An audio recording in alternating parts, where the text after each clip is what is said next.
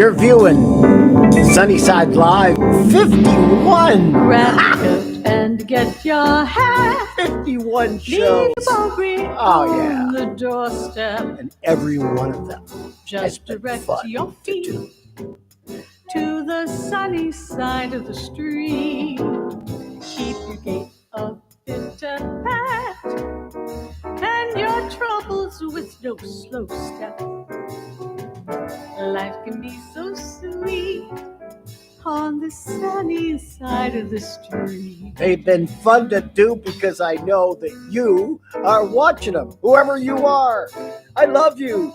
Yeah, we're going to see Mr. Nifty today from Grand Finale. That's the film of the Duck's Breath Mystery Theater final performance at the Freight and Salvage Coffee House in Berkeley. History of Comedy, Middle Ages, Leon Martel's History of Comedy, and Hollywood Dirt. Yes, sir. We got a new series. I used to walk in the shade with those blues on parade, but I'm not afraid. This rover crossed over. Grab your coat and get your hat.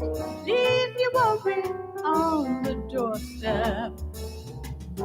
Just direct your feet to the sunny side of the street. Life can be so sweet on the sunny side of the street.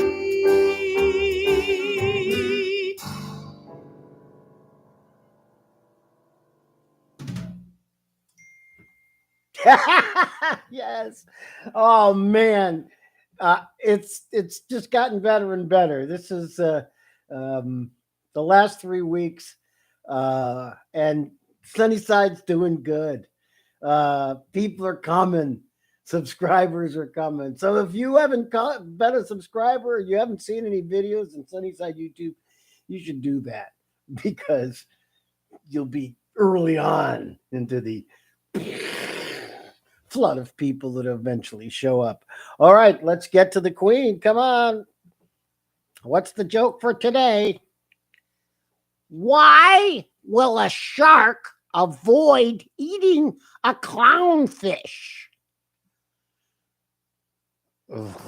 I don't know. I don't know why a shark would avoid eating a clownfish. They taste funny. What do you mean they taste funny? Because they're called clownfish doesn't mean that they taste funny. That's the joke. Leave me alone.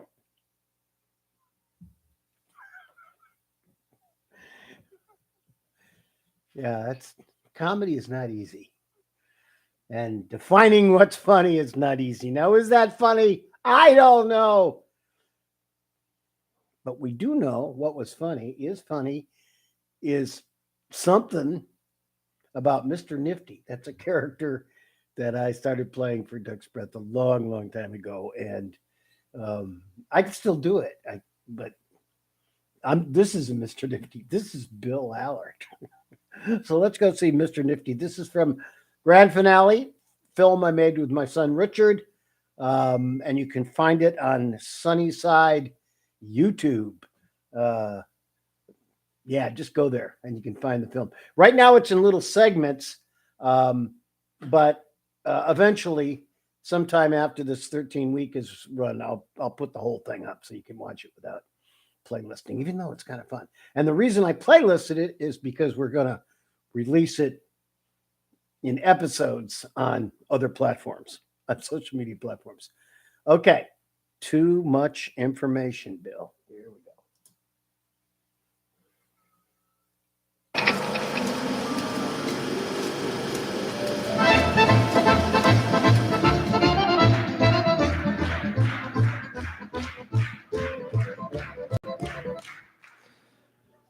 Good evening, ladies and gentlemen. Welcome to the Duck's Breath 10th anniversary show. It's really wonderful to see you all there. Mr. Nifty. I think he might have found the suit, because a lot of shows we wrote to the prop. We'd find a prop and we'd say, what is this? Or find the clothes and go, oh, who is this guy? His onstage personas are usually kind of loud and boisterous and, you know, let's go cheerleaderish. And he wanted to do something that was a little, you know, more subdued. Robert Woodruff is a director, and we were developing a show about Las Vegas, and I was going to be the host. And he said to me, you know, you should try not going fast all the time. Because up to that point, everything I did was like this. And he said, you know, you should just slow down. And that note led to me.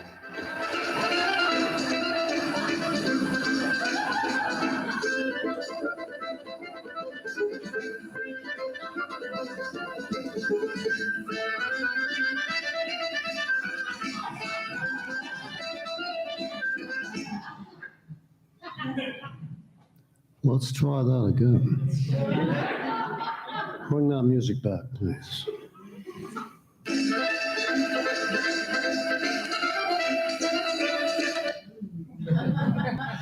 Let's try that one more time.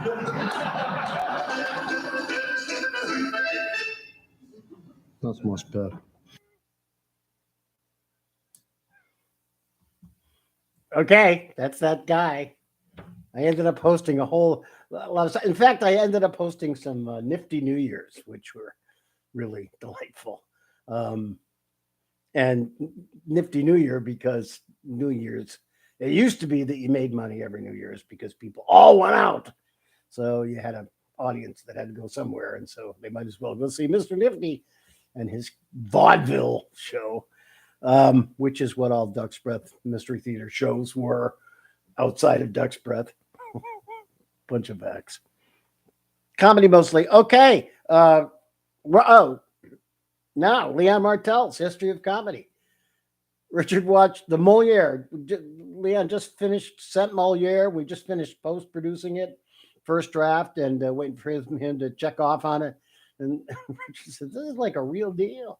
And it is. It's like a real deal. It's Leon Martel's History of Comedy in 30 episodes, each episode 2 to 3.5 minutes long. And you're going to get the history of comedy because Leon teaches. I don't know. I don't think he teaches history of comedy or like that anymore. I think he teaches screenplay writing and script writing and that kind of thing, and acting, directing. But he's doing this for this, and my goodness, it's I think it's going to be our first video product that gets out there, but you never know, because every comedy video we put up has a shot at viralness. That's it. That's why we're doing it. Okay, I got to keep track of where I'm going. Yeah, History of Comedy, Leon Martel, Middle Ages. The History of Comedy, Middle Ages. Not so good a time for comedy. Pagans.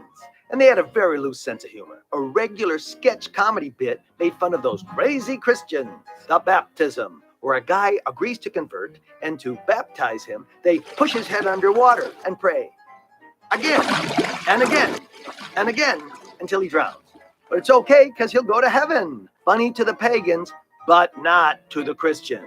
The socio-political current shifts, and the Emperor Theodosius decides we're all Christians now, and comedy was on the outs. The Roman Empire gets sacked by barbarians. This leads to the Dark Ages, which birthed the age of the stand-up comedians known as jesters. These guys were either attached to a court or went from castle to castle doing their routines. Of course, touring at that time, you may find that your next gig was canceled due to a plague. Or you discovered that the Lord of the Manor only likes fart jokes. The great warrior, great at smashing heads with a mace, but not sophisticated. In fact, I don't think they even had a word for that in his language. However, we do have the Hiji manuscript, where a traveling jester's routine was copied down by the one guy at court who could write. Undoubtedly, he copied it so he could impress some Maiden. It's about a rabbit hunt where the rabbit ends up killing all the hunters. This was ripped off by Monty Python in their movie The Holy Grail. See, history and comedy repeat themselves, particularly if you think it'll get you a laugh, or a maiden, or a lord. Comedians don't discriminate.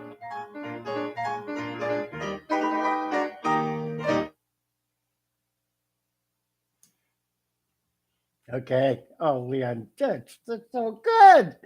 It's real history, and then it's connected to the present, and it's fun to listen to. And oh, Leon. And Sunnyside. Where would we be without Sunnyside? We would be sadder, that is for sure. Okay. I have been meaning to get the keyboard into the show. And last Monday, I said this Monday I'm going to do something. And I haven't practiced the song yet, but I just want to show you how cool this is.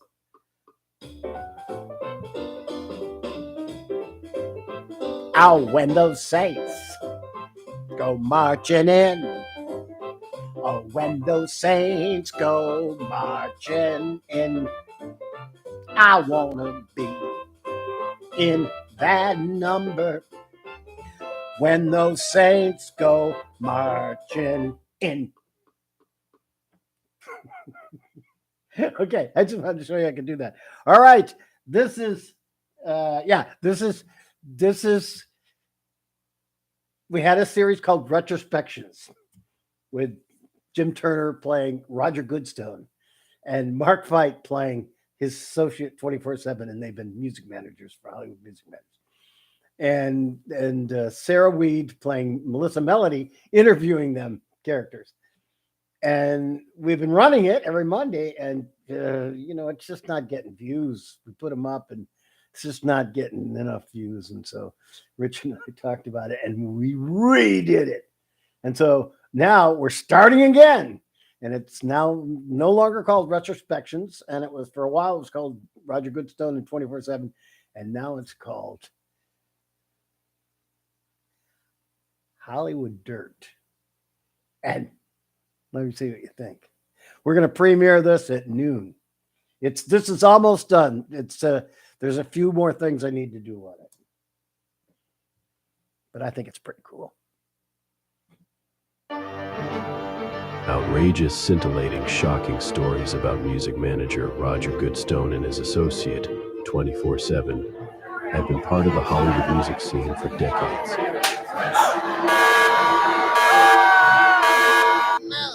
Melissa Melody extracts the truth. How long have you guys been in the music business? Thank you for that question. My name is Roger Goodstone. I have been a music manager in Hollywood, California for 43 years, coming up in April. I have done everything: managing, road managing, managing, the phone calls. I have made the phone calls, and 24/7 has been with me for a whole lot of those calls. That's right, Roger. I've been with you probably 30 of those years, 30 of your years. I've been a part of it, man. And before that, I did various other activities in the music business and otherwise. We've covered a lot of ground. We're professionals. We have a lot of stories to tell, mostly about people in the music biz. My God, have we seen some sights, Roger, and not always pleasant sights. Oh, we have seen some unpleasant sights. Yeah, I can't even count how many of our tour vans caught fire. When you say fire, you don't mean they caught fire and went on to big things like, caught fire. You mean the vans burned. Oh, we watched bumpers melt. One of them was still smoking like a week later. And we almost lost some bands that way. Oh, yeah. Hotel rooms, venues, lots of fire along our path. It's sad, really. Oh, there has been a lot of sadness. It follows us around like a stray dog, like we have meat. We have steaks stuffed into our cuffs, and the sad stray dog just follows us around. Yeah, everywhere. But here we are. Yeah, here we are. Does that answer your question? Yes, thank you. Yeah, you're welcome. What would you like to talk about next? What it is we do, right? What it is we've done and what it is we may or may not continue to do or done. Fist folking. I would like to talk about an album called Fist Folking by a band we once managed called the Fist Folkers. All right. Fist Folkers. Folkers. We'll be up next week, next Monday. Actually, Saturday, we're going to premiere new episodes of this on two on Saturday and 2 on Sunday. We're trying to catch up before the end of the 13-week run. Oh, man, it was great to have you here. After the show, what do you mean say to have you here? I screwed up. I hit the wrong button. It was good to have you watch the show. And now it's time to say goodbye.